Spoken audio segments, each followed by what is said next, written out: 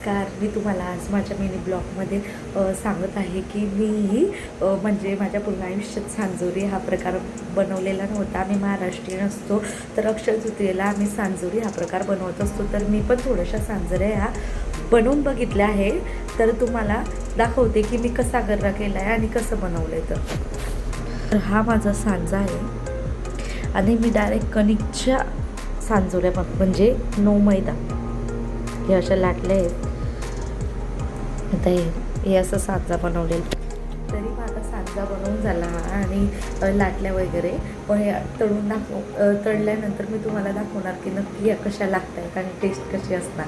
पण तुम्हाला हे बघून पण कळलंच असेल टेस्ट कशी असणार. तर मग तळल्यानंतर दाखवते, तुम्ही पण या सांजोरी खायला. सांजोऱ्या तर लाटून झाल्या, तर आता मी जात आहे माझ्या लविशला घ्यायला. लविशला घेऊन आल्यावर मग आपण सांजोऱ्या तळायला घेऊ. पण करून बघितलं, पण माझं कसं आहे, मी थोड्याच सांजोऱ्या हे केले. तर बघा आता ही घातली बंद. थांब जरा, थांब बाळा.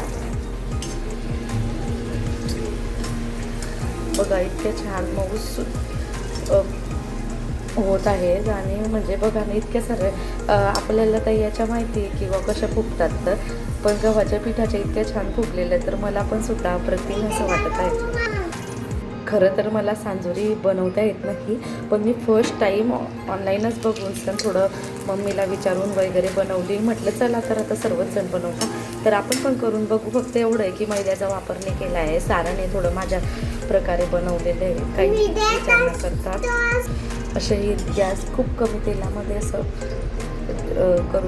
करून घेत आहे. मी सनफ्लावरचं ऑइल यूज केलेलं आहे आणि अक्षय तृतीया झाल्यानंतरच केलं आहे या, कारण मला एवढं ते अक्षय तृतीयाचं मला काही करायचं नव्हतं. पण मग म्हटलं की नवीन काहीतरी शिकू, तर थोडेसे 10-12 स्वतःच काहीतरी करून बघू म्हटलं घरच्या घरी. स्कूलमधून आला आहे आणि हा माझ्या हातात एक सांजोरी देत आहे. ही फुगलेली आहे बघा, विदाऊट मैदा, आणि इतकी छान वाटलं नव्हतं. अशा प्रकारे सांजोरी रेडी झालेली आहे. झाली सांजोरी कशी झाली,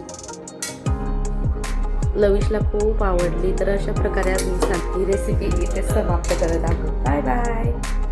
आणि सांजोरी खायला मग आमच्याकडे चिमणीबाई पाहुणे म्हणून आलीच होती. बघा तरी चिमणी आली आज आमच्याकडे. इतकं छान वाटत होती, इतकी चिवची वाट करत होती ती, खूपच छान.